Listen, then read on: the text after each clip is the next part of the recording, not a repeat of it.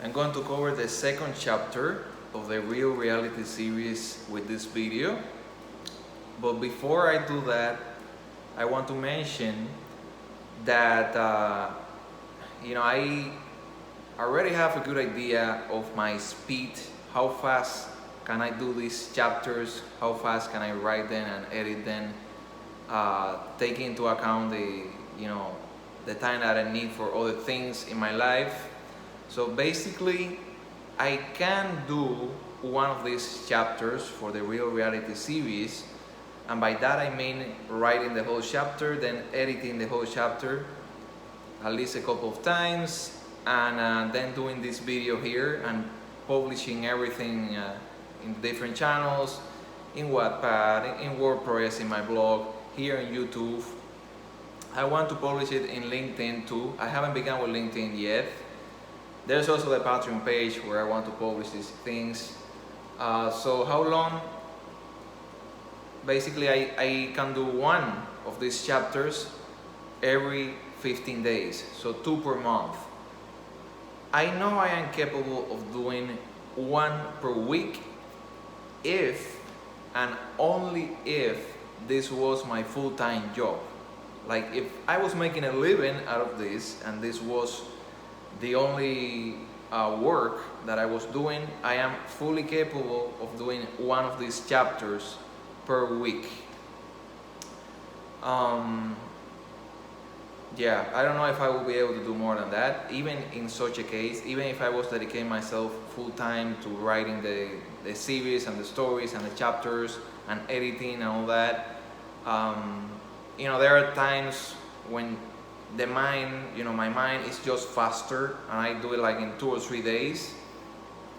That is if I'm dedicating myself to that only. If, when I'm working full time, it just doesn't work like that. I need more time when I'm working full time, and obviously the only way I will be able to do it in one per week will be if my full-time job was doing this.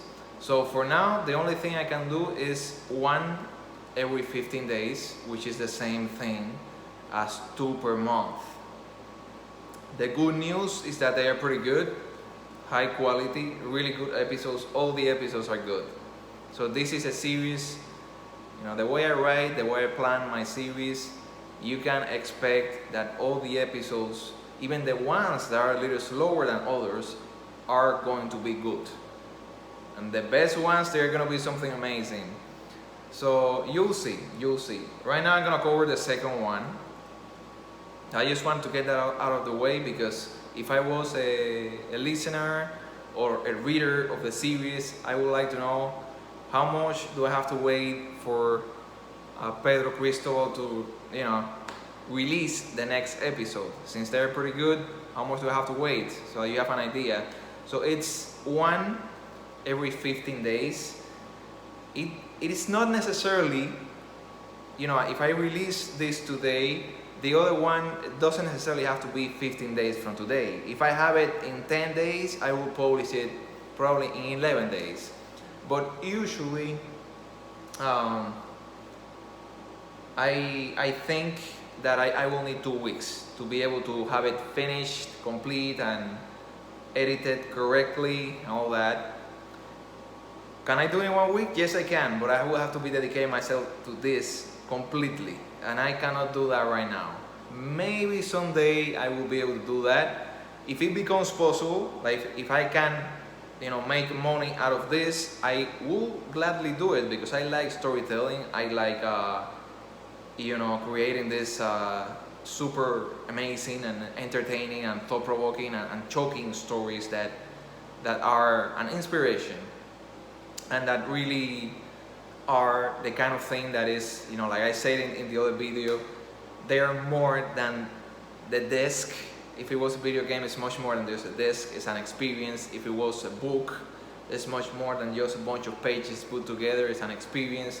So it's really an experience what I'm putting together here and sharing. So let's continue with the experience then. So now I really like this chapter 2 because even though, you'll see, there's not a lot of action. pushes the plot forward in many ways, which is great for a second chapter in the story. The first chapter was good, but it was just getting started. They found the fossils for the Homo sapiens, so we don't even know their commander. We're gonna know their commander now. So what comes next, this is what really begins the story, this chapter 2. So basically, they already told you in the first chapter, I told you that the commander of the group, who is apparently someone that is very inspiring for all of them, was not there with them. He was at the moon for the planet, because this guy liked having a ritual where when they arrived at a planet which had like a moon, he would go there to train in the moon, and then he would join them afterwards and take the lead of the group again. And there was one member in their team, in their crew, who was the only one of this robo-shaping crew that looked human, but in reality they were like robots, but robots that were very human in too many ways. So this member of the crew that the commander always had with him was the only one that was a kid. Physically, the guy looked like a kid. His name was Derek. So, and the commander obviously took it like his responsibility. Like, you could tell that the guy, this Barlai guy, the commander, saw this kid as if he had adopted the kid pretty much. Like, he saw him like as a father figure. So we see them there in this planet. They arrive using one of the smaller ships they have, not the large one, which is the one that the others in the planet, the ones who found the fossils, they have the large ship. So using the small ship, the commander lands there with Derek, and as soon as they leave, they have their armors on and all that. The commander has a rifle, a weapon, a futuristic rifle, and you can tell that the kid is like a kid. It's like a human kid, because even though they arrived at an unknown place which could be full of dangers, the kid just it's like playing with the wind. Looking at the terrain, and anything that looks different or uncommon just gets him distracted, and he's not looking at danger. His mind is just completely distracted. He's like a young human kid distracted, basically. The commander is constantly like looking after him, like instead of reprimanding him or anything like that, the commander actually treats him very nicely. It's taking care of him, basically. So the commander, this Barlai guy, checks the whole area, and he makes sure that there's no danger, that everything is good. He checks for dangers in the environment. Obviously, he double checks to make sure that there's no intelligent being there, and there's no dangerous being there. And only after he's 100% sure that everything is safe and secure, he actually stops being on guard with a weapon and literally ready to shoot. And he seeks, the place looks a little better than the planet. The planet looked like there was like war there. This moon looks desolate, empty, but it doesn't look that bad, that terrible, that destroyed. But it looks pretty plain. So basically, this commander, when he realizes that everything is safe, he begins to set up like a virtual system there, like in a large area that doesn't have anything else there. Like when I say large area, it's probably like 50 feet square, 50 square feet on the ground. And he begins setting up some artifacts, like futuristic-looking cybernetic, computer-like artifacts from the future. He begins setting them up like on the edges of this square, and he tells the kid to make sure that he doesn't run away too far from there. He doesn't leave too far from there, and if anything's wrong, he tells the kid to let him know. And the Reki confirms that. He says it's alright, and I'm not gonna leave here, but he's still a distracted kid in every way. So he's not really helping with anything. The kid is just there, like a kid. He's going there with his dad, who is kind of like the commander, and then this commander sets up this virtual system. The virtual system is pretty interesting. It essentially begins to set itself up after the artifacts are put in place at the right position. The whole system continues setting itself up, and then it creates sort of like a cube, like cyber walls, a cube, and creates like a virtual reality. Like the things that exist today, because we already have virtual reality, in gaming systems today, but this is a lot more advanced. It doesn't require glasses or a headset or anything for the person that is using it. The people outside can also see what this virtual square is creating, and the person inside is the one that is really going to experience or live that different visual reality. So this commander sets everything up. It's clearly like a battle simulator. So he asks the simulator to set up his training, the same one he used before. He asks specifically for the Homo sapien training, and he wants to divide it like in sections, like 2 minutes each for his training that he already had there in his profile. And he tells the system to create the weapons, the required weapons for his training, and the system basically prints like two old school, ancient handguns, like guns, which are the normal ones for us today, but for them they are like something from the past, from the distant past, like ancient weapons. And the system gives him everything. The system gives him like 2 belts full of magazines, which are full of bullets, and 2 guns and everything. The commander removes his armor, right before he begins the whole battle simulations thing. He removes his armor and he looks, very human, like a normal guy, a normal man, middle-aged, probably, like perhaps athletic looking, but he still looks pretty normal. Like he doesn't look like someone that you would think that was going to be like world-class level, like in fighting, in martial arts. You didn't expect that at first. Remember that they are made of metal, so they are like robots in the inside, but on the outside they look like a human being basically, and they behave and they think, and in many ways they also feel like one. So, but they are not made of flesh and bone, so it's different. So the commander essentially, he doesn't look like anything special right away, but there's something about him that is a surprising fact, and that is that he wears 2 chains with 2 crosses around his neck. Like people, like many people do nowadays, and you can tell that the guy cares a lot about those 2 chains and the 2 crosses. But something interesting is that one of them is like a gold chain with a with Jesus Christ cross, like from today. Actually no. They they are normal. They don't have like a they don't have like a Jesus anything, but they are like normal crosses with no man or anything on them.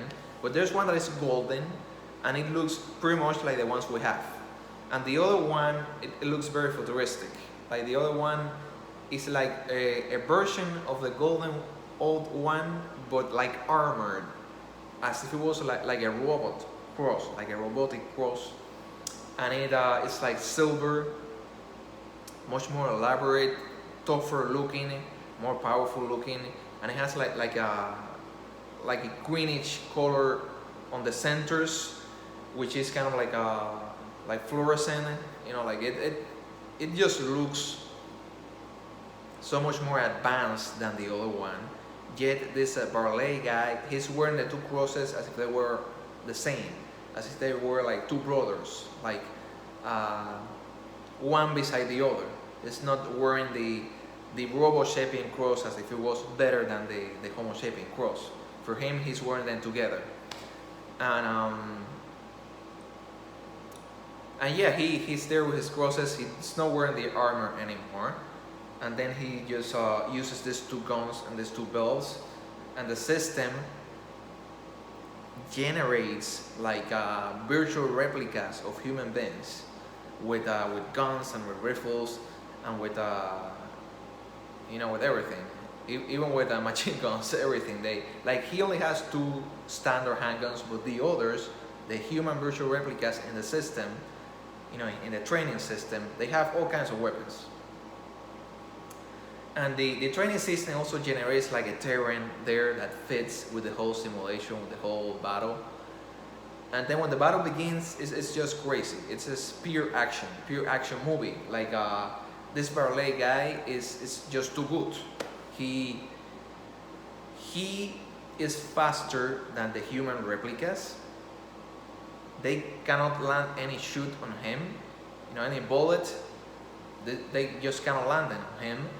And this Barlai guy is essentially dealing with them like a robot, even though they feel they're very human. He looks human, all that. He thinks very humanly. He's dealing with the human replicas like a robot, because like when he's gonna dodge bullets, he doesn't drop himself on the floor to get away from a bullet. He just like moves his head a little, and the bullet goes by. It's like very very methodical, very computer-like, and it's like he's reading the minds of the others. Like he knows when they're gonna shoot, when they're gonna press their triggers, and where the bullets are going, and it's just like dancing with them. And but they cannot do the same for him. They're like too slow for him, basically. He counters them and dodges them, and when he attacks them with his own bullets, shoots the two handguns that he has, he does it in such a way that they cannot avoid him, so that his shoots do land. And it's just, they don't stand any chance against him. It's just incredible. The way this guy changes magazines makes him look also like a magician, like a magician doing tricks that you don't realize how he changed the magazines or what he's doing. You just saw him like moving hands there, and you don't even know what happened. And which is pretty shocking, especially if you're human like us, because if you see this, you go like how the heck are you gonna beat this guy? Is obviously superhuman. Is the right word. You are not fast enough. This guy is faster than just human, and he's processing power in his brain to deal with these battles and to keep all the variables and just move and act faster than all the others. There is just faster than us, essentially. So that's pretty scary. But after he's done with this Homo Sapien training, this Barlai commander asks the computer, the virtual simulator, to load the last training that he had for S rank, global, world class government agents in Utopia, in their planet. And obviously, this is gonna be a lot harder. It's pretty obvious. But the computer tells him that it cannot load that, because that master class training is reserved only for globally, global agents, the top agents at Planet Utopia. So Commander Barlai doesn't have access to that. But they have two really good scientists in their team, Danius and Elia. And these two scientists made like a hacking card for Barlai. So Barlai introduces the hacking card in the system, and it essentially hacks the system and grants him access to this super advanced training for the top agents. Remember, they have been in this expedition for many years, like 90 something years. So obviously this guy has been using those trainings and training for a very long time, which is part of the reason why he's so great. So he has been training for years, essentially. And he puts this training with Robo Sapien, X rank agent replicas in the virtual simulation. And you see the guy like grab his two crosses and sort of like pray there for a little, for his soul, for what is coming. And then he, the system generates an armor for him, and he puts on the armor, and he makes sure that he closes everything in the armor, including the facial plate. And the simulation generates like a rifle, one of those futuristic rifles for him. And then it begins, the advanced S-rank role shaping training versus the agents from his planet. And it has, a little bit of everything. It doesn't only spawn like other armored robot agents. There it also spawns like like little flying robots. It's just crazy. It's just crazy. It spawns. I forgot the word about that. The little flying robots. They already exist today, by the way. The ones that Amazon is working at, which obviously the ones we have here today are archaic in comparison to the ones that I'm imagining for this saga. So drones, that's the word, drones. So they have like little flying advanced drones with weapons, and they also have other advanced agents, robots like him. And when they begin that training, it's just totally crazy, because although this Barlai is extremely good, he's obviously he's also a war level S-rank agent like the others. You could see that when he was training with human replicas, virtual human replicas, they could not touch him. He was too fast for them, too good for them. But when he begins training with the S-rank agents, replicas of these agents from his planet, he cannot dodge all the hits, he cannot dodge all the shots. They are also predicting many of the things that he's gonna do versus them. They are dodging what he does many times. And it's just total craziness, because they are really good. So even though he's extremely good too, he cannot perform flawlessly against them. Apparently they are as good as him. And it's a really hard pounding training. You don't know if it's gonna make it versus this advanced robo shaping agents. They also have their own armors, so it's pretty difficult. He begins, abusing and exploiting to the maximum the dashing function in his armor. So the armor has like a dashing function that lets him dash a lot faster than normally, a lot faster than what he will be able to move without the armor. So he can dash around the place, and he essentially has to abuse that to gain a clear advantage over the other agents and to actually begin to beat them. And then the training, after 2 minutes, it stops, and it does the same thing that it did with the human one. Like the human one, it began with 2 handguns. Then after the handguns, the system removed the handguns, and the system gave him like 2 swords, like 2 small swords. But he still, the human replicas could not do anything against him. He was too good. And after he finished with the 2 swords, the system didn't spawn any weapons for him, and he had to do like hand combat, like a martial artist, looking pretty much like like a Chuck Norris, like world-class martial artist. He was too good. The same thing was done in the advanced S-rank agents, with S-rank agents robo-shaping training. First with the rifle, then with 2 things that were sort of like plasma-powered swords or blades, and then without weapons. And in all phases of the training, you could see this Barlai guy struggling. He passed the phases, he passed all of them, and you could tell that in a one-on-one battle, he was better than these agents that were being spawned against him. But they were close to almost putting him on the verge of being beaten. At the end, he did succeed. He managed to pass all the trainings, and he he finished it successfully, but the armor that he had was completely falling apart in pieces. Like if the trainings kept going, he was going to lose the entire armor. But it was a virtual simulation.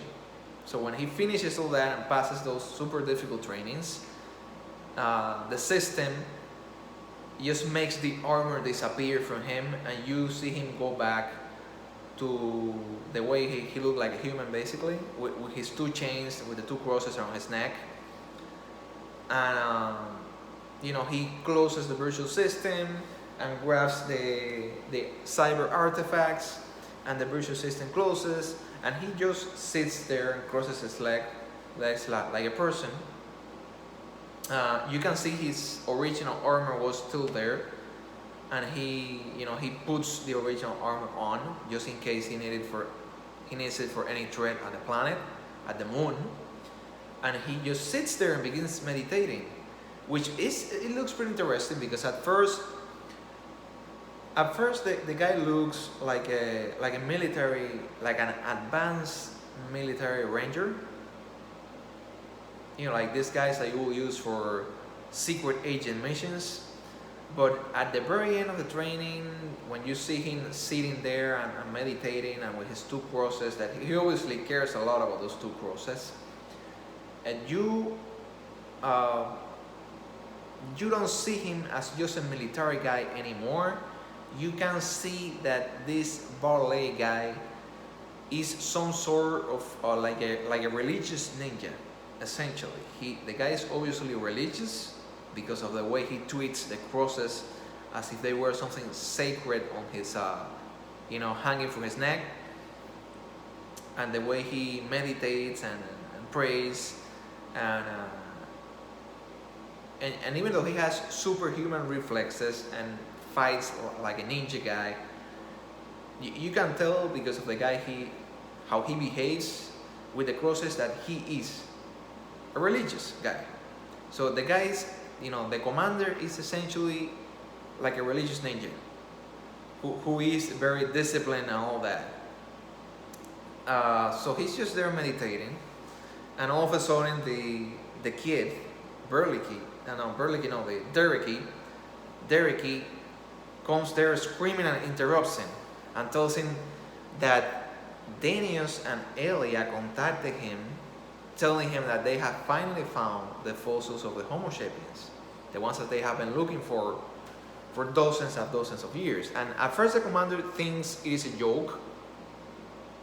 It's a little kid who is playing around, so maybe he felt like joking like that. So he thinks that it is a joke, but then the kid shows him like a recording in his communicator, which is kind of like a 3D hologram recording, but it comes from a communicator that the kid has on his wrist. And the communicator, the hologram, shows Danius and Elia, the 2 scientists that were leading the expedition on the planet that found the fossils, telling Derek that he and Barlai, he and the commander, they need to go back right away because they need to be there for the discovery. They have found fossils that match.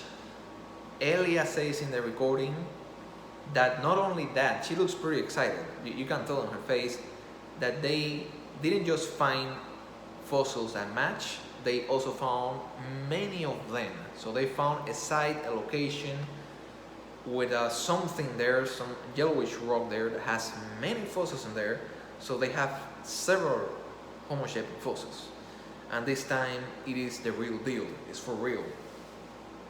So this Barlai guy, he needs to process this, and he was in the middle of the meditation, so he just closes his eyes when he says that, and he starts to remember, like from his memories, he was the one that put the expedition together, the one that got everything started.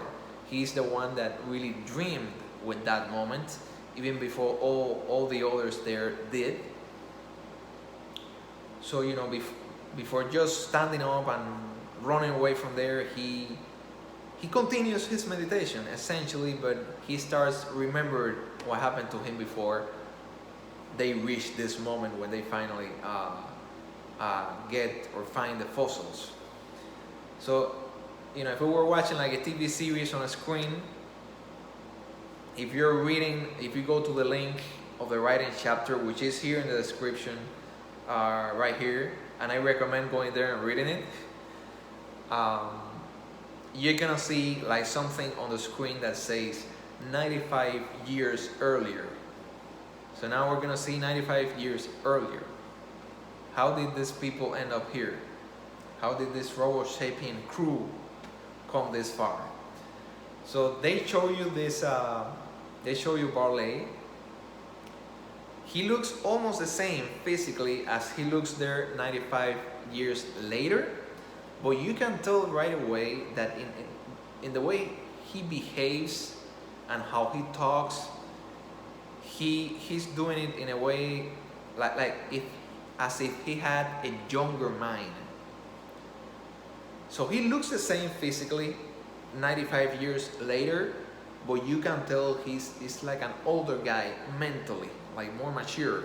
And 95 years earlier, our planet Utopia, and their original planet, in their metropolis over there where they live, he looked almost the same, but he was behaving essentially like a 20-year-old, while the other one was behaving probably like someone who's 50, but they lived a lot longer than us. We're gonna cover that in this chapter.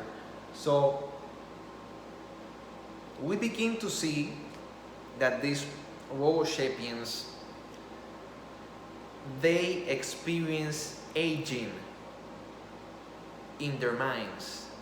Not they don't experience on their body like we do, because they are not made of flesh and bone, of biological components that age with time and that make us grow older in a physical manner. They didn't grow older in a physical manner, but they grow older in a mental manner, like based on the experience that they have, how much they lived, how much they knew. Based on that, they did experience things in a very similar way as us. So basically, when we go back, we're seeing younger versions of these people from the crew that look like them, but they act younger, because in their mind, they had a younger mind, even though their body was the same. And you may ask, okay, so why do these Robo Sapiens don't live forever if their bodies don't age? In theory, they can live forever if they have a body that doesn't break down. They could live forever, but they are made of components that do break down. Like a car. Eventually, a car breaks down. So they are made of metals and computer-like components that sooner or later do experience a breakdown. And for them, the components that were used to fabricate them, to create them, those components will last like 200 years. And after the 200-year mark, they will start to like break down and have severe issues. And at that point, they will be retired at their planet. They will be like, essentially sacrificed or finished, and they saw that as something normal. They saw that as a normal part of life. Like after they reached 202 years and the problems with their systems began and it was too much, they essentially were retired from their society. They were, for lack of better words, not killed, but essentially, yeah, they were terminated. And but they saw it as something natural. So all of them, because their components didn't last much longer than 200 years, all of them had that same lifespan. Even though they were different, different minds, different Robo Sapien people, essentially, they still uh, they all had a lifespan of 200 something years. And when they reached this peak, when they began malfunctioning and having problems, because that's how long the components that they were made of would last, they were just retired. And the people, uh, agents from their government will come and just take them away, and everyone that knew them will know that they were going to die. And that was how they all died, essentially. They didn't die from a disease. They didn't die from it was because of a malfunction, but they didn't wait until the malfunction was too great that they could not function in society. When they passed the 200-year mark and they started having this, smaller malfunctions, they would just terminate them. So, and they saw that as normal. They accepted that in their society. Why? Because it was all they knew. Since they were born, in reality, the world wasn't born. The world was created. Since they were created, that was all they saw. That was all their mind knew. So it was normal for them. So yeah, in this chapter, we're not just covering the backstory of Barlai and his group. We're also covering a little bit of how this robo-shaping reality and their world works. In a very realistic manner, by the way. I love realistic science fiction, so it's gonna sound as if it was something that could be real, something that can happen, because of how I'm going to cover it. Okay, so we go on with Barlai. Barlai, 95 years earlier, was training at a military, an entry-level military school for cops, basically for police, for a police force at the planet of Utopia. So he essentially wanted to be an entry-level, a low-class police officer at one of the big metropolis, one of the big cities at this planet named Utopia. So they had like two tracks there, like the ones that decided to be police officers, they could just go into a training,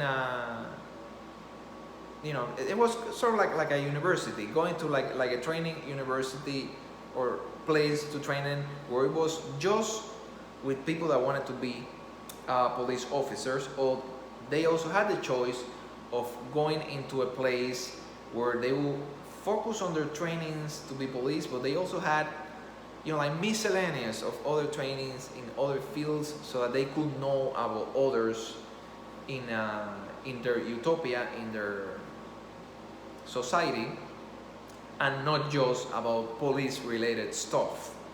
So it was sort of similar to what you might see at universities nowadays, where they try to not just give you your major, but they also give you a few other things, or you have the choice of going into a few other classes if you want. So this Barlai guy, he knew he wanted to be a cop. Even though he was young, he already knew he wanted to be a cop. He liked fighting. He was okay with actually having to fight on a daily basis to apprehend bad guys and all that. He knew he was good at that, but at the same time, he wasn't completely sure. So he was one of these people that was a little bit undecided. So he wanted to experiment with other things too. And because he did that, he met Elia, who was a scientist who was training to be in the future a cyber scientist in a pretty interesting field. Like she was like in a futuristic field, which was like a mixture of cyber technology, cyber robot shaping technology, and psychology. It was one of these hybrid sciences that was sort of like mixing the natural sciences and psychology, their psychology. They were talking about robot shaping psychology, not our psychology. It was mixing it with cyber technology. So it sounded pretty complex, but also pretty interesting. So Barlai met Elia like that, and he was interested in her like from day one. He thought that she will make a good partner for him. uh, we're gonna cover I'm gonna make like a pause here because this is important. I also covered this in the writing chapter. uh, how does their reproduction work? You might think, okay, this robot shaping society, they're made of metals. They are like us in every way except that they're made of metal. So how do they reproduce? They're not biological. So here's the thing. They, since they didn't have sexual reproduction, but because they thought like us in every other way, the way they will get like enamored, like in love, fall in love with each other, like their love stages and how they selected partners and all that, they were like our stuff up to teenage level, up to like a 14 or 15-year-old. I'm thinking about a 14 or 15-year-old that is not too advanced. In some countries you have 14 or 15-year-olds that are already way too advanced.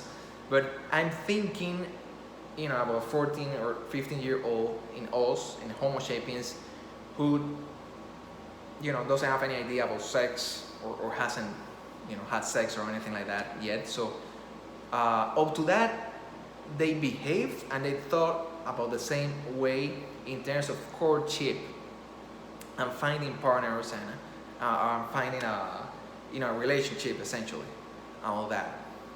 But that was as far as they got. They didn't proceed or go beyond that because their robot shaping anatomy, they didn't have, obviously, they didn't have, like us, reproductive organs in between their legs. So you may wonder how the heck did they reproduce then? So the way their system worked, they were motivated, by the older generations, by those that existed before then, and by those that created them, to focus their life on seeking a profession that they will be able to then dedicate their whole robot-shaping life to serving their planet utopia through that profession. And the profession will be most of their life essentially. But they were also motivated to, at a certain age, like when they were the equivalent of us at 20 years old, they were motivated to seek a partner also. Like, a partner who they could essentially have a deeper bond with, and they essentially could live with that partner and do everything together like companions. And naturally they, like that robot shaping partner more than they like others, more than they like their friends or their co-workers and all that. But there was no sex involved with that partner, and at some point in time, usually by the time they already had more than 30 years together or more like that, and they already were like 100 years old. Remember, they can live more than 200 years, so they had plenty of time. At that time, they were encouraged to create a progeny that will use many of the characteristics of both of them mixed or blend. And they will have to go somewhere, like to a factory, to a place there in planet Utopia, and they will participate in creating their offspring. The right word is not offspring, because offspring is for biological beings. The right word is like their progeny. However, their progeny was artificial because they could even choose if they wanted it to be a guy or a girl. They could choose the gender. If they wanted him or her to be more like, let's say there were a couple, like a male robot shaping and a female robot shaping, they could choose if they wanted the kid to be more like one of the two. Like they had like freedom to choose a lot of things, and to make this descendant very much like them, like the parents. They also had the choice of choosing like a kid looking body for this descendant, and then transferring, like the computer mind, the human-like robot-shaping computer mind of this descendant to an adult-looking body later on. So they, like their process of making or creating their descendant wasn't done biologically or through nature, naturally through themselves, but it was done by them artificially. So everything, and by the way, this process will look, pretty strange, perhaps even creepy for us, but for them, it was and it felt as natural, birth, life, growth, reproduction, childbirth feels and is for us. So for them, this was normal. This was their world's reality. This was the reality at planet Utopia, just like our reality in planet Earth is what we have today. So this was the reality that they had in their planet. And I'm not saying this just to play around. Remember that the name of the series is Real Reality, and there's a reason for that. So listen up and take hints from what I'm saying, because there's a reason for everything. If you read the chapter, or if you listen to me, expect that when I say something, there was a reason for it. It wasn't filler. If I say something, it's because I think it's important for something that's going to happen later in the story, or to understand the story better. So that was their robo-shaping reality. That was their real reality at their world. It was all they knew. So they didn't know about any other realities. So, and just to make it clear, they do fall in love with each other, but because they don't reach and they don't have a biological stage with sex involved, they just go as far as teenage love. That's as far as they go. They don't go beyond that. And they think that's what love is, and partnership and all that. So yeah, they do put a lot of emphasis in finding these partners like we do, but they don't experience it in the same way. So this Barlai guy, he sort of like Elia, and he didn't wait. So he, right away told her that he wanted her to be his partner, so that they could create, kids later on, whenever it was, like 40 years later, and live together as companions. The companions live together, and Elia just turned him down. And 2 weeks later, she accepted another partner. So Barlai was screwed. Poor Barlai. So Barlai was a very driving guy. So instead of just getting sad or any of that, he just continued working on his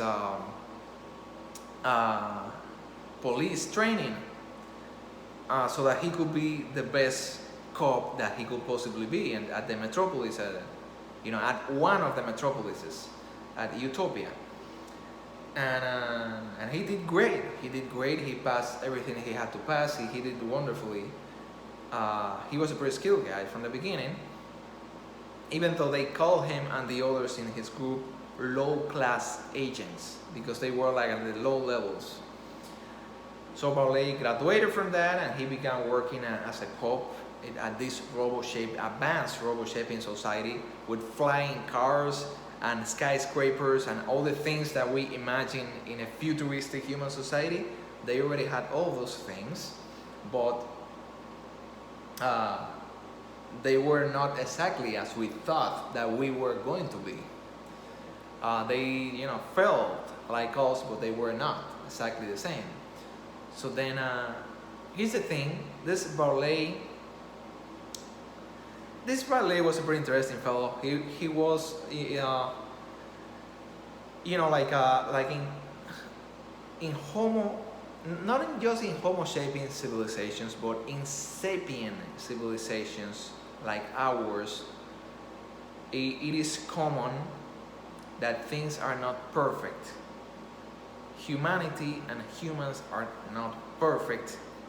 Neither were these robo-sapiens that were like futuristic version of us, like futuristic humans who were not really humans anymore. They were more like robots, but they still felt very, very human.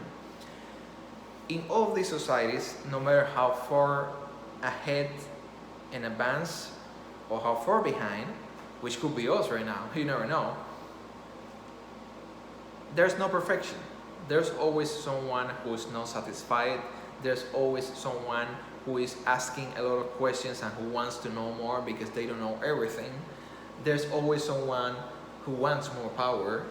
There's always, that's how many villains begin. There's always someone who, also there are always people or beings, maybe they are not people, it could be something else, in these sapient civilizations or societies that they are okay with the real reality that they have. They are okay if they're born that way, if they have these systems in place, if they have these jobs and these ways of life and these systems of living on their planet. They are okay with that, but they still want better quality of life for their people.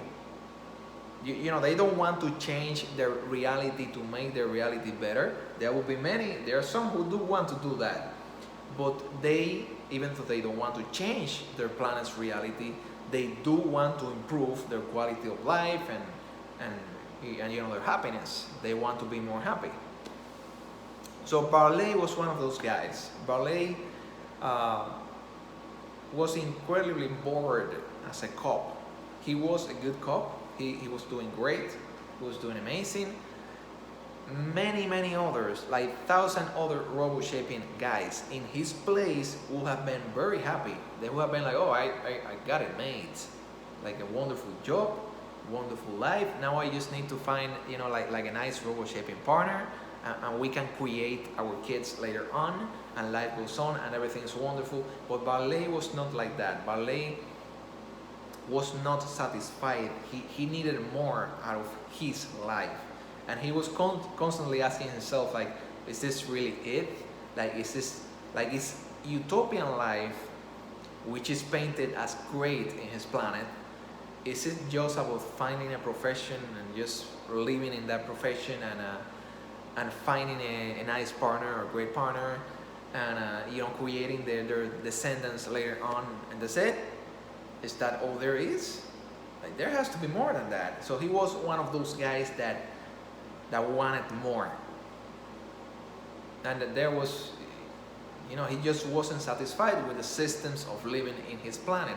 He needed more, not in an ambitious way, like in an arrogant, like I want to be better way. No, he wasn't arrogant. He was a pretty likable, a pretty nice robo-shaping person. This Barlai guy, he was wonderful, but he still wasn't happy and satisfied. He needed more. So then, what happens when there are people like that? They begin looking for more through other hobbies, in other places. They want to go in adventures. This exists here on planet Earth too. This is not something new. There are a lot of people who are like that. They are a minority, but they exist. They need an adventure in their lives. So this Barlai guy needed an adventure in his life. So, but he wasn't finding it, and he felt like trapped. He felt like he didn't have any way to experience a better reality or a better life, which was what he wanted. So, until one day, there's always that until something happened in his life. So until one day, Barlai finally began reading about the ancients, about the ancient Homo sapiens, and he found it extremely interesting. There was like a myth that was popular in the society, even though the society didn't really care about the past much, but that myth in particular, it was something that they did, they were okay with that. That say that the ancients, they could experience life better because since they were biological beings, they were biological instead of like then artificial. They could feel more. They they experienced life in a deeper way. And when Barlai read those things, he began idealizing the lives of the ancients, of the Homo sapiens, and he obviously, even though he didn't say it, he began to think like, well, those guys live a better life than what I have here today. Those guys, they really experience life as it should be experienced. So he idealized the ancients, and he look at as the ancients as some sort of like golden treasure that he would love to find. He would have loved to experience that deeper life where they could feel more and all that, because they have biological emotional systems. They obviously, he didn't know that they were already very similar to us, but he still idealized them because he didn't know a lot about us. So he wanted to find out more, and he began researching. They also have something like the internet, like what we have. So he began researching, looking for videos, recordings, anything, writing, any data, and he began to realize that recordings of the ancients, of the Homo sapiens, they were very rare. The ones that existed, they were hard to find. And anytime he reached some way to reach more recordings or to get closer to more on the ancients, it was unrestricted access by the government, by the utopian government, and he could not get to it. Like apparently only high-ranked people in the utopian government, which was a worldwide government, by the way. They had continents, they had countries at Utopia, but they had one government, like worldwide, essentially a worldwide government. They had like one president for the whole world. The elite people that led their government, they were actually leading not one country, they were leading the whole world. So it so when I say utopian society, I'm actually thinking about a worldwide level society, not just one country. And yeah, he just could not find it. So, and this is not going to be a surprise. When the government, their worldwide international utopian government, releases sort of like an ad, like a job ad, that kind of thing in their media, asking specifically for a police officer anywhere in the world of Utopia that will be willing to sacrifice his wonderful utopian life to go on a mission as the commander of the mission, to look in space at other solar systems and other planets for fossils of the ancients, fossils of the ancient Homo sapiens.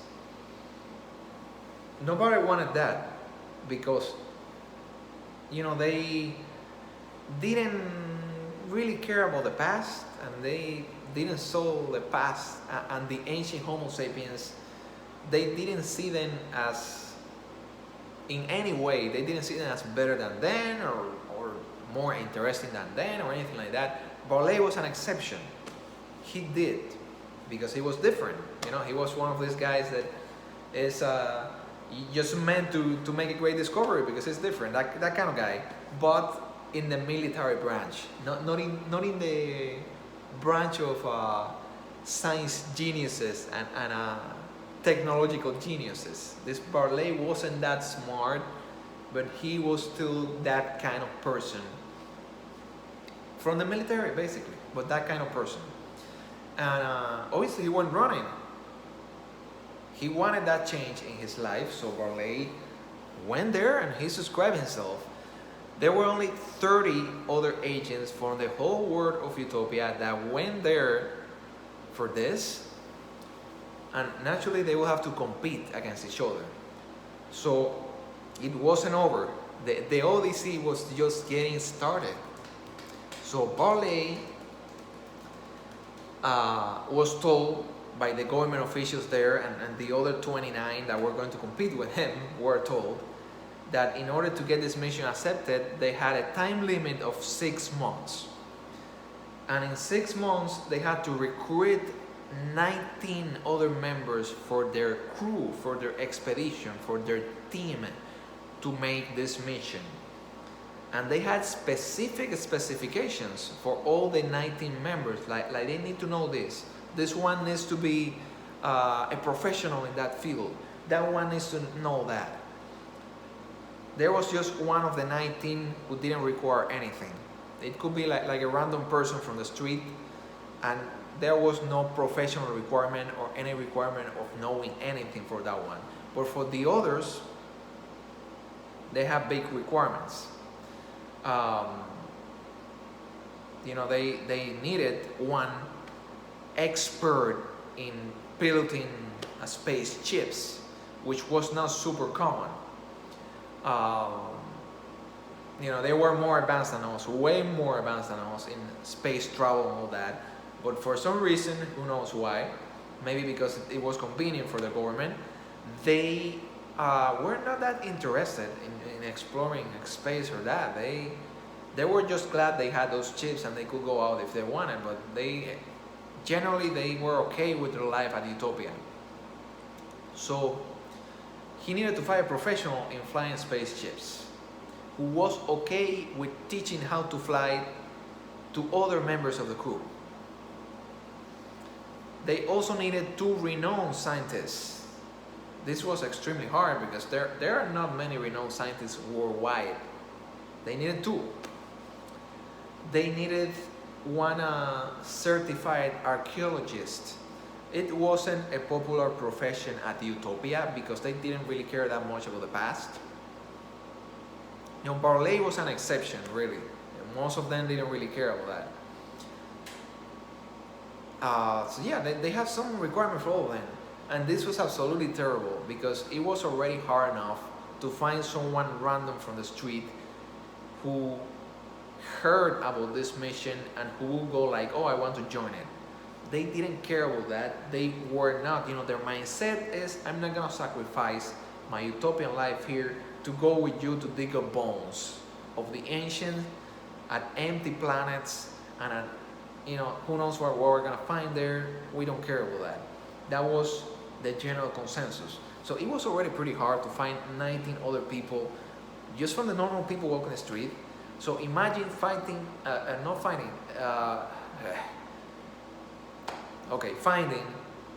like 18 others who not just had to agree with you, with going with you and with liking that mission, but also they needed some specific qualification.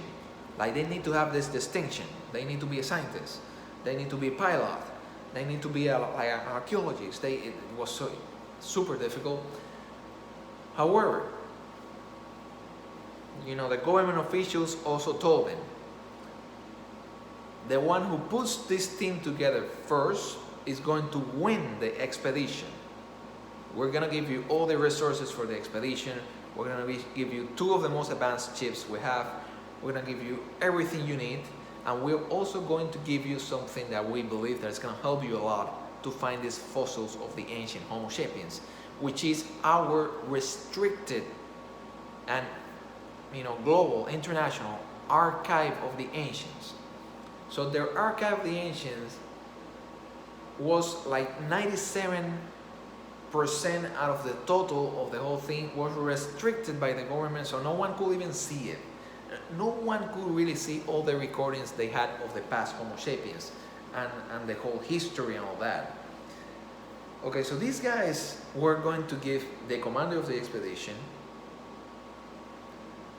the archive, the grand archive of the ancients and planet Utopia that had everything that their civilization gathered, recordings, how they lived their lives, everything about the ancients. And this was like a gold mine for Barlai. So Barlai, he was never bothered by how difficult it would be to put together that crew. He was onto it right away when he heard that he will have the archive of the ancients on his hands. However, things were difficult. So when 1 month went by, most of the other competitors from the 30 police officers that signed up to go there, they had already quitted because, they quitted because they could not find anyone. They could not find any scientists that wanted to join them on that expedition. They could not find people from the street who said yes. It was absolutely terrible. There were only out of the 30, there were only, 10 or a few more, maybe 12 or 13 left. And, Barlai also was having trouble finding people, but he wasn't going to give up. So he figured out something pretty smart, which is convincing the others that are competing against you to join you. They were the only weirdos at Planet Utopia that wanted that mission, and they were being asked for 19 other members for the mission. So what about just making themselves most of those other members? It made perfect sense, by the way. And Barlai was the one that stood there and just got the idea and convinced the others about joining him. So he was the one that remained. He was the one that obviously he made them realize that if they didn't join each other together, they were never going to have the expedition. But he was the one that stayed as the main commander, as the one who was leading the expedition with all the others with him. Obviously, time kept going. And they only had a couple of months left for the 6-month period to end. And they still had difficulty finding people. So how did they find the most difficult ones? Let's cover that right now. The archaeologists. The archaeologists, most of them didn't want anything to do with that. They had an easy job digging up things that probably didn't even exist at their planet, at places that were super peaceful, and they were getting a good living out of it.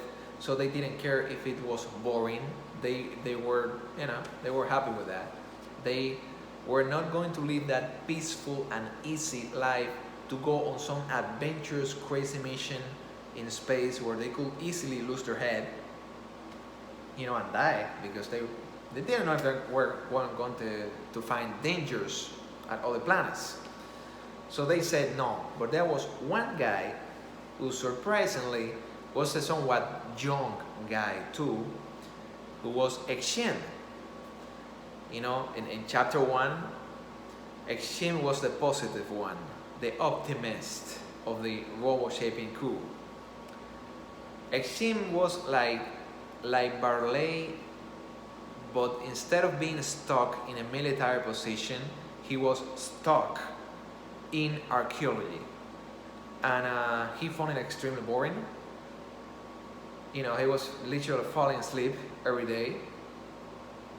It was just not his thing. Archaeology was not his thing. He needed more action than that. He needed something better than that. But that was all he knew. That was what he trained himself at. That was what he could do. So Exim was stuck there until Barlai and his crew came with the proposal of joining the team. And Exim didn't have to think about it too much. He joined them right away. So he was their certified archaeologist. The two renowned scientists, this one was pretty hard. Okay, let's cover the pilot first, Jack. The guy who was always pissed for everything, except piloting ships and flying. That was the only thing that he didn't have to complain about.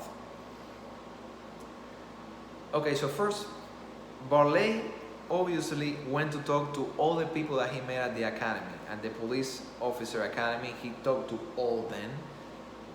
He couldn't convince any of them to join him. They just didn't want to join him. They were happy with being cops at Utopia. He was the only one that wasn't happy. He was the one that was different, apparently. And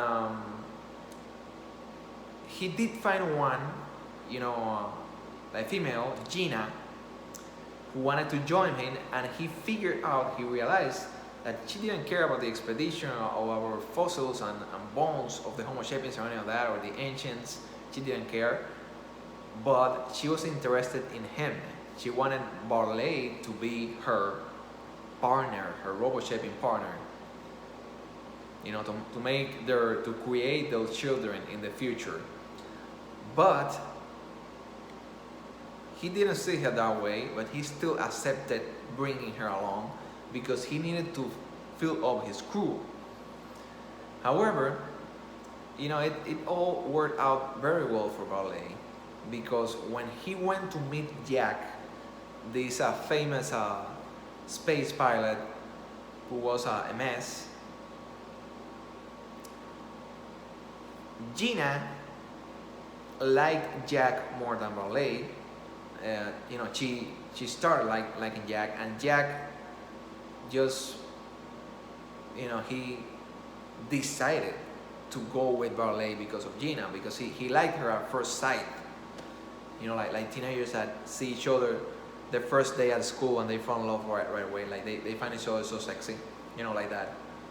So Barlai gained the pilot, the expert space pilot in his team because of Gina. And Gina went with him because she thought that she was going to end up with Barlai, but she ended up liking this other guy more than him. So we begin to see that their dynamics are very much like human dynamics, even though they are human robots, essentially. That's what they are. They're human robots. So, but it's pretty interesting. Like, we begin to see little by little that this robot shape is pretty much like us, but with a few changes, including what they're made of, what their bodies are made of. And so Barlai gets lucky. Barlai is a lucky guy, apparently. And but he still, so they complete the whole team, but they still have 3 left. And from those 3 left, one is the person from the street without any qualifications, and all of them, Barlai and the others in the team, were also helping him to find the new people, the ones that they have left. All of them agree on leaving the one that doesn't need any qualifications for the end, because all of them think that this is gonna be easy. Like, if we already got this pilot and these archaeologists and all the others in the team, it's gonna be easy to find the one without qualifications, so we need to focus on the super difficult ones, which are the 2 renowned scientists.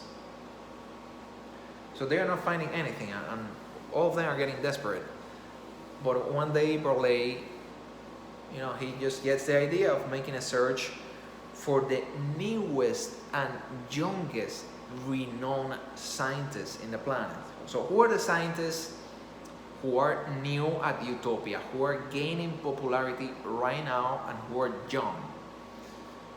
They haven't been in the field for many years. These people are just getting started, but they are already doing things that are getting them known, and they can already be considered renowned scientists.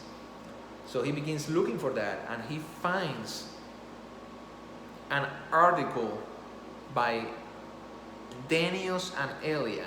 So this Elia that he liked from before that rejected him and that got like a partner right away, the partner that she got right away was Denius, this guy.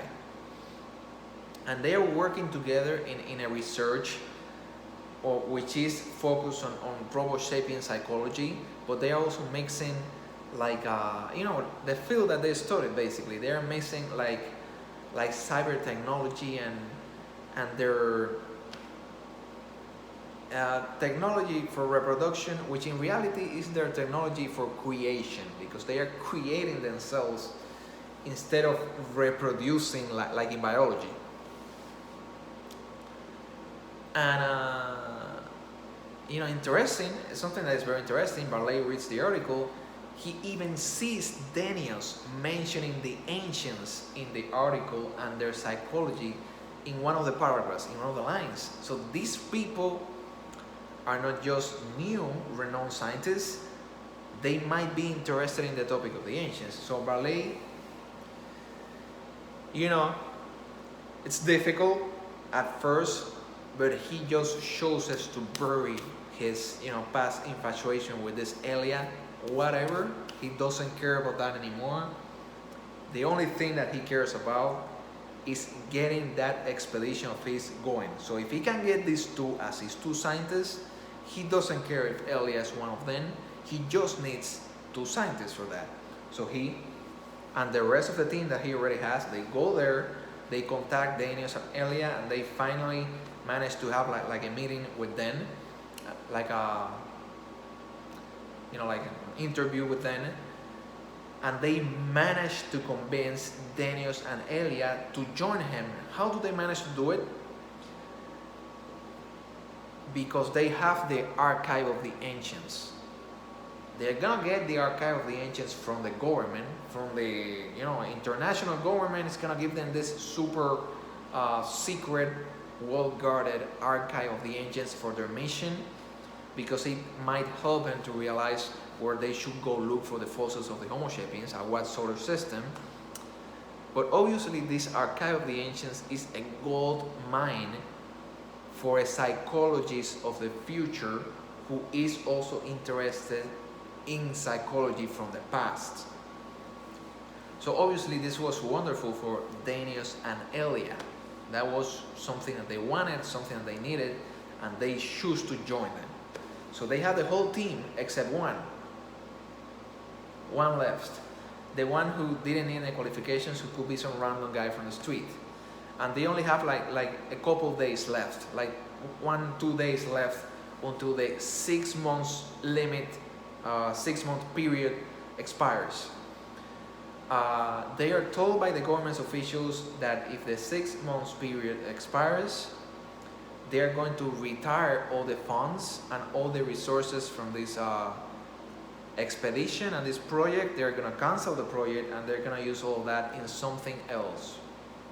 They don't care. If you don't get this done in 6 months, we're using all these resources and all the funds and the 2 chips and all that in something else that we're planning here. So they get a little desperate. They go to the streets and start asking random people, seeking random people, but no one in their team can find someone that wants to say yes. They just don't find people in the street that are interested in this. So they reach the last day. There are only like 4 hours left. They go to the location, to the building where these government officials meet them.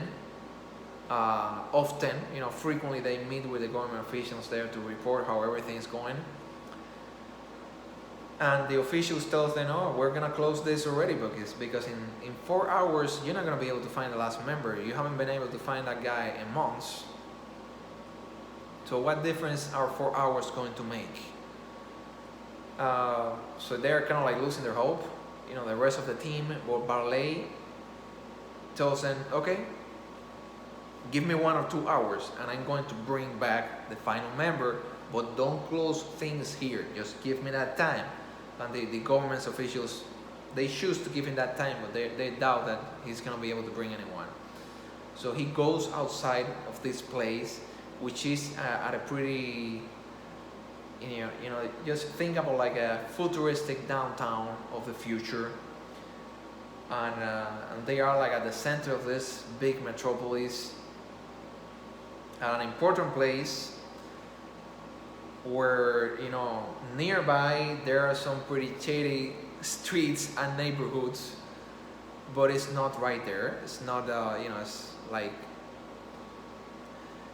he has to walk a little to get there. So the rest of the team goes there, and when they see what Barlai is doing, they go like, wow, this guy, what is he thinking? So Barlai removes his armor, and he's just in normal, human looking clothes with his two crosses that he cares about so much. And he, as usual, when he's in that kind of situation, he touches the two crosses and sort of like prays for a little. And he removes from him anything that makes him look like a cop, like an agent or government official. He removes anything that makes him look like that kind of agent. It's like in normal clothing. He doesn't have the armor, but he does get pretty powerful, because it's a powerful weapon, even though it's not a shooting weapon like a rifle. He gets like some sort of like plasma sword, like a plasma saber sort of thing that is naturally pretty powerful and pretty deadly, but it's not something that you will see the cops with. So he, keeps that sword, that plasma sword with him. Something pretty that kind of like chokes his group is that he uses the plasma sword to kind of like make 2 or 3 wounds on his arms, on himself, which show that the artificial, because it's not the real one, it's an artificial human skin.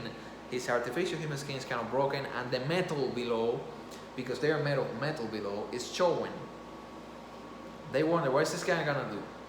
And he grabs the plasma blade, looking, like a little bit more of a mess like that, with the 2 wounds without being fixed.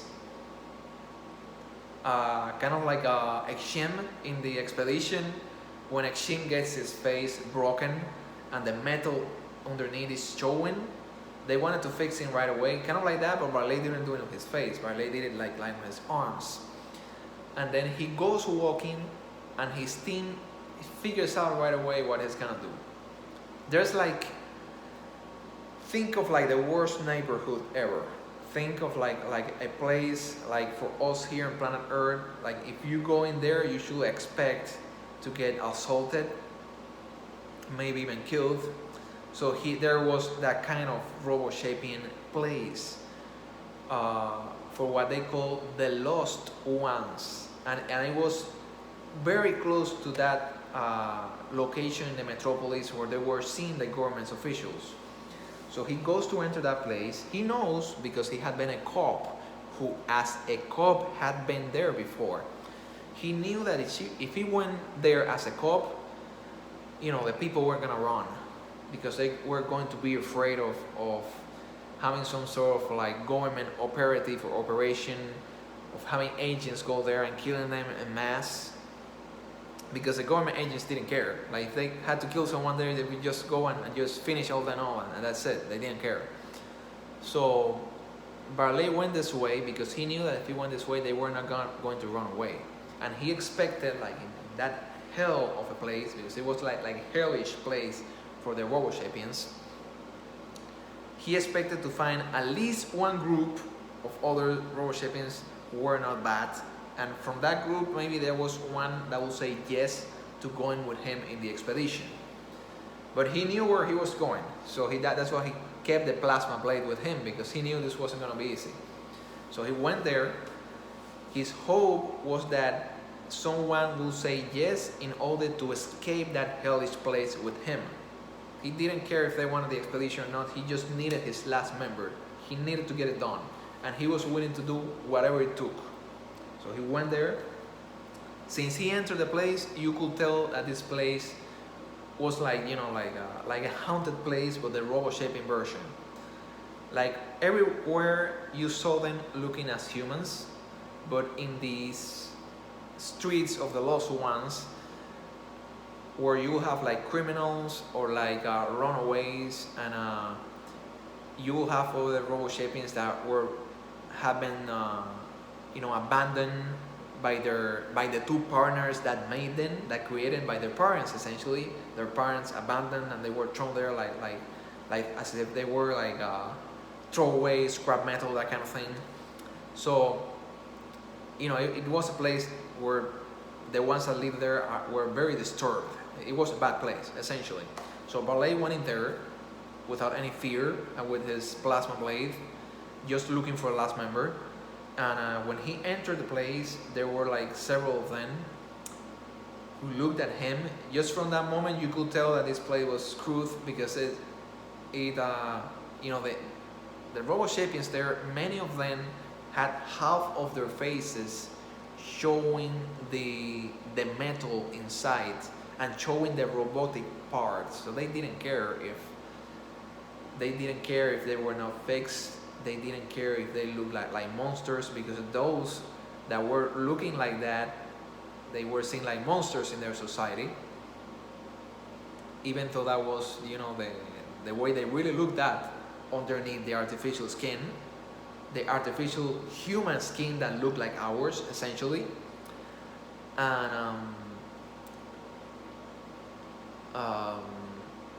the only reason why the ones in the entrance didn't attack Barlai to assault him, to get whatever he had, because it was a place full of delinquents, basically, was that they saw right away that he was carrying the plasma blade, so they thought, this guy's gonna cut our heads off. So they chose not to assault him. He kept walking, trying to look for a nicer group. He wasn't going to ask the ones at the entrance who looked like people who were waiting for some easy prey, essentially. So he wasn't going to ask any of those to go with him in the expedition. So eventually he found a group there, and the group was a group of kids. And these kids looked like pretty bad. Most of them looked like evil kids. Obviously they have been abandoned by the partners that made them, by their parents. And these kids were really, really, most of them, not all of them, but they were bad. You could see it in their eyes. They were different. They were bad. So still, Barlai thought, okay, these are kids, so this should be nicer than the others. Should be better. There should be at least one good one here.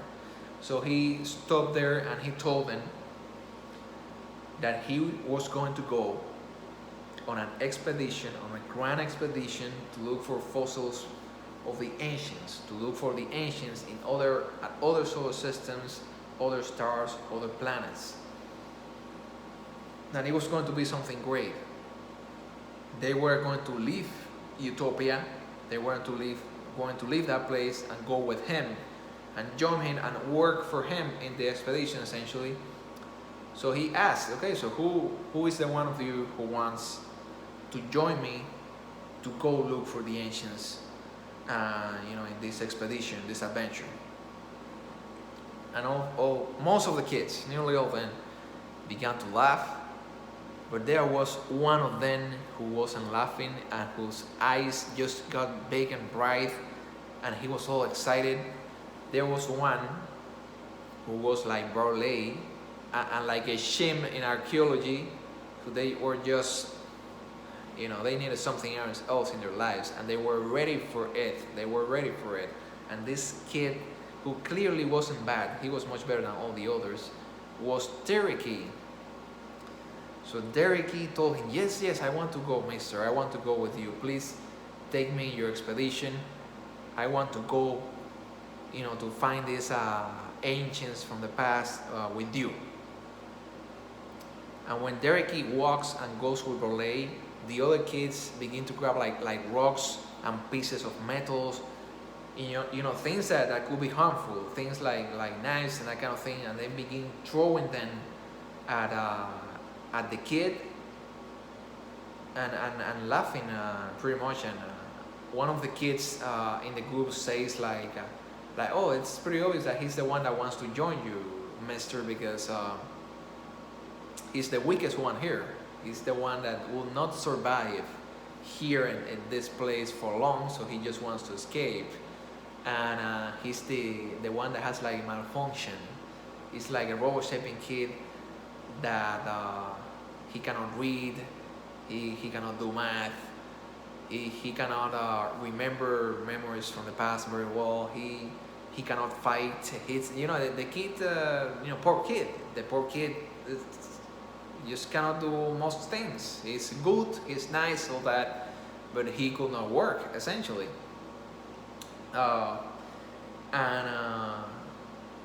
And basically they're telling this kid, the evil kids in the group, the evil robot kids are telling him that he just wants to go with this Barlai guy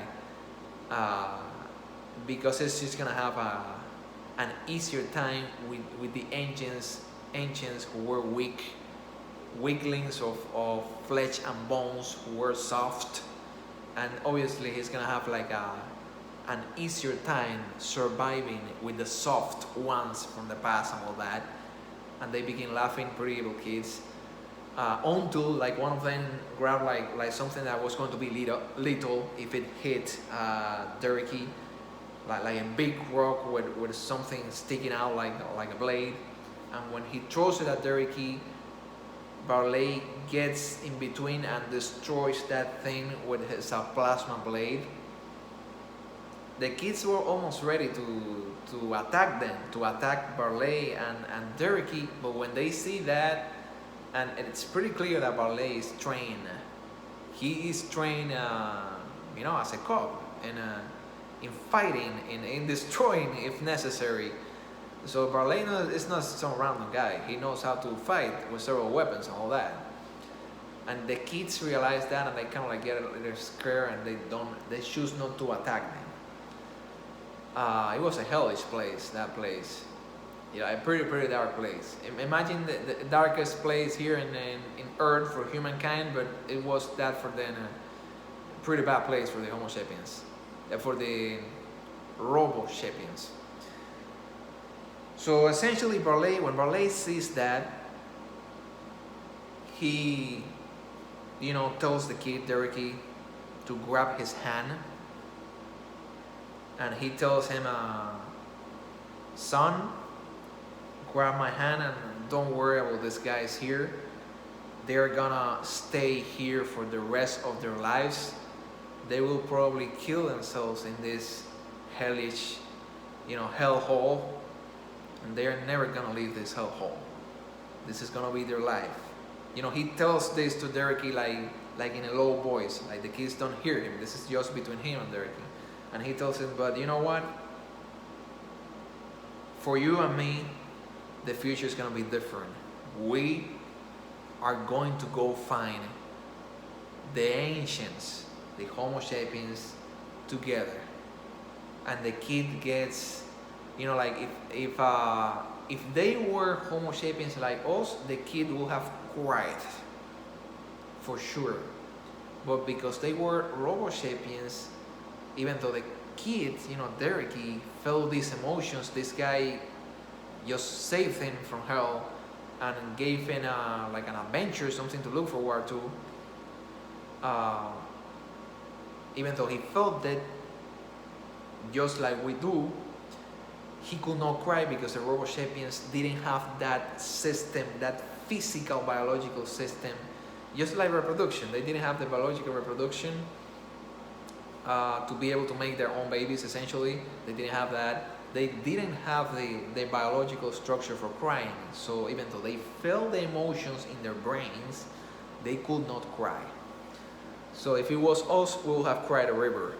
But this Derricky, he felt it, but he couldn't cry. But you could see that he was very emotional when Barlai told his son, leave these demons here to live in hell for the rest of their lives, because they're not gonna leave this place. They're gonna stay here killing each other. That's what they like. That's who they are. They're gonna stay here. But we're different. We're gonna look for something new. And he left with the kid and took it with him. So he returned just with a few minutes left at the location where the government officials were. and his team could barely believe it when they saw him. And that was when he became the unquestionable leader of their crew, of their team, when they saw him come back with Dereki, because they all realized that he inspired them. He was willing to do anything to get their crew to succeed. He was someone that they could count with. If there was someone that was going to do the impossible to make things run, it was going to be Barlai. So their belief on their commander Barlai, for all of them, for the two scientists, for the pilot, for all the others, increased. I think that what I wrote in the writing chapter was tenfold, increased tenfold, which makes perfect sense. Like now they believe in this guy 10 times more after seeing that what he did here. And by the way, they didn't go with him. Like they believed in the expedition, but none of them had the courage to do something like what he did, to risk everything and to do something that no one else had ever done, to be able to get this expedition running. And the only one who did it was Barlai. So they went there. You could see that the government officials didn't like the idea of putting this, retarded kid as the last member of the expedition, but Barlai got like the contract, which was signed by the president, by the global president, the ruler of all of Utopia. The contract that said that when they have these people with these qualifications reunited, this is done. This is the team, we're doing this expedition, we're doing this project. So he told the officials that the contract that said that the last member didn't need any qualifications at all to join them. The only thing he needed was just saying that he wanted to be in the expedition too, and the kid was already saying it. They had to accept the kid. They had to accept him as a member of his team. And essentially they decided not to challenge Barlai, and they decided to accept it and just pass it over to the president. Obviously, that was when Barlai started to get his sort of like responsibility towards Dereki.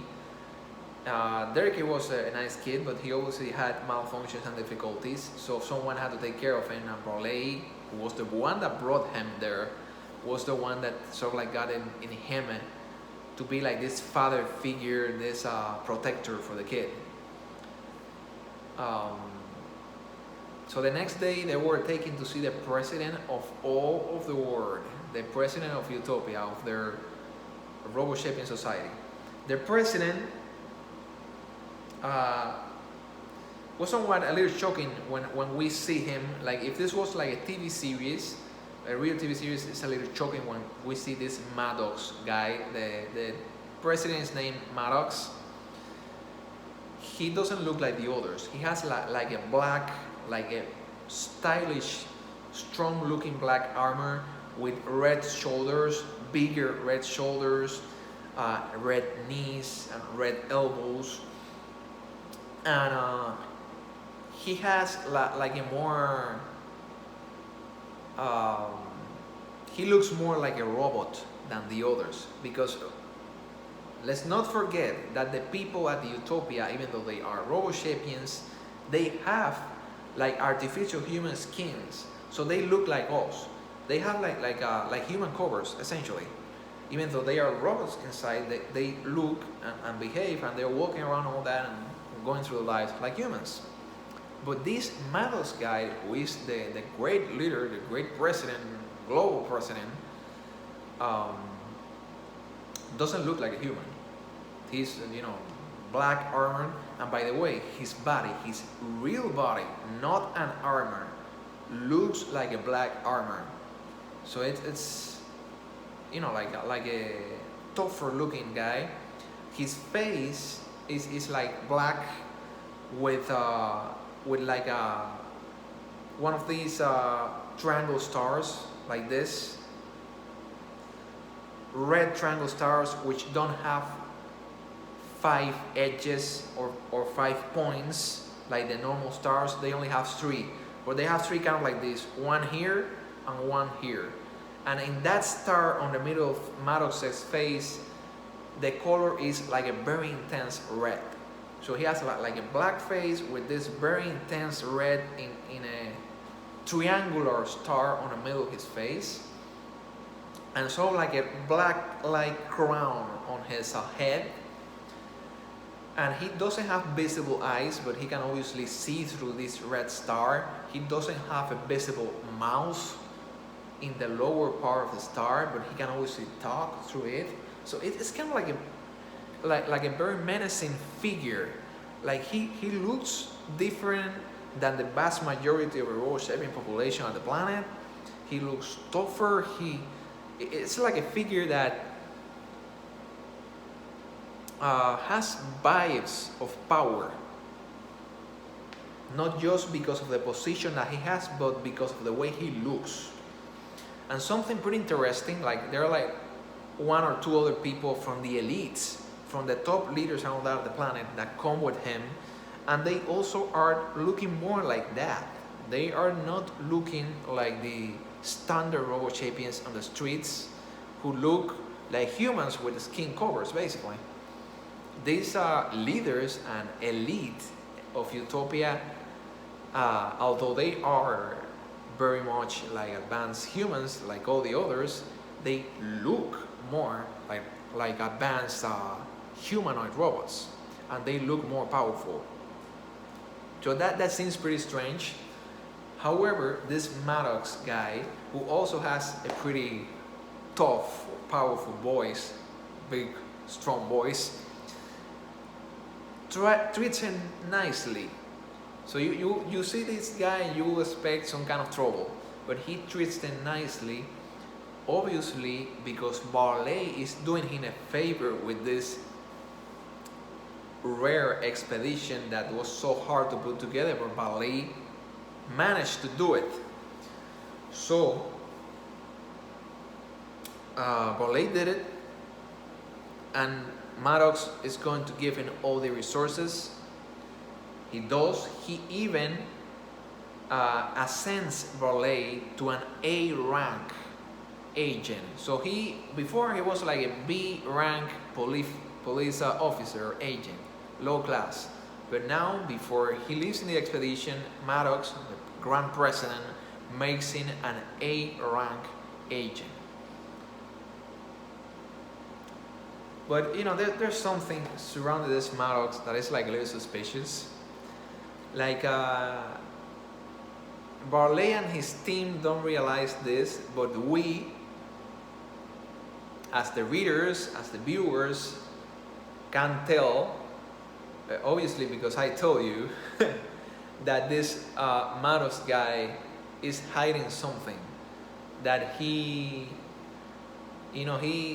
probably treating them so well because he doesn't think that they're ever going to find the fossils of the Homo sapiens. He thinks that they might expire. They might go beyond 200 years and malfunction and die, and they still won't have found their goal. Like this Maddox guy knows how hard it was gonna be to find any fossil of the Homo sapiens, but they still needed some, and they needed that expedition, so they made it happen. And you know, if the guys that are gonna be our guinea pigs to do it for us actually are successful, great, and if they're not, they didn't care. Okay, so let's mention a little, because I came up with this, which is a pretty interesting idea, how their space travel works. So how is Barlai and his group going to go from solar system to solar system, from planet to planet, if, as we know, going at light speed is almost like impossible? And even though they have Robo-Sapien bodies, which are a lot stronger in every way, you know, to be able to hold one of these things than a human body like ours, even the Robo-Sapien bodies are not ready for this light speed, a chip going at light speed. You know, it might harm the metals or the circuits, even their brains, who knows. So how do they go about this space travel? Basically, they have two big chips, and they send, obviously their chip technology is a lot better than ours. They send one of the two chips. They have like two big chips with some smaller chips in them in case they want to live in the smaller chip when they are at the planet, like Barlai did with Derek to go to the moon of this planet where they found the fossils of the Homo sapiens in the future. But what they do with the two big chips is that they send one at light speed to the solar system where they want to go. And they begin to travel with the other one at a much lower speed. When the one at light speed reaches the solar system where they want to go, they have teleportation technology between the two chips. So when this one, which didn't have any triplet inside, it didn't have any of them inside. It was a chip, an empty chip basically, piloting itself at light speed, reaches the other solar system. This one, which is the one where they are, has teleportation technology that helps it to teleport to the location where the other chip is. So it has technology that basically makes this chip appear on the other chip at that other location over there. So that's what they do. They always have one of the two chips traveling to the other solar system they're gonna go, and they are at the prior solar system investigating things at planets and moons, or even traveling with their own chip from one planet to another within that solar system. So they do all the research at a solar system, and they investigate a lot and read a lot and watch many recordings and learn a lot from the ancients using the archive of the ancients. And when they are done there at that solar system, boom, all of them go to the chip that they have, the big chip, and they teleport it to the other one who during all those years had been traveling to the other solar system. So they essentially never have to travel between systems. They only travel inside systems with their own chip. Between systems, the other chip is the one doing all the traveling, and they just, when the other one is done and it reached the other solar system, they do the teleportation of the ones where they are and they go there. So that's how they do, that's how these robo-sapiens, who are obviously more advanced than us, do their space traveling. You know, from system to system, from solar system to solar system. They are not advanced enough to go from galaxy to galaxy yet. They are at the level where they can go from solar system to solar system like that, using that technology. Okay, so that, I think that's interesting. So now that you know that, that's science fiction, by the way. But I like explaining things like that so that the story feels like an experience and very realistic. Like you know, as it progresses, you're gonna feel like, oh, holy hell.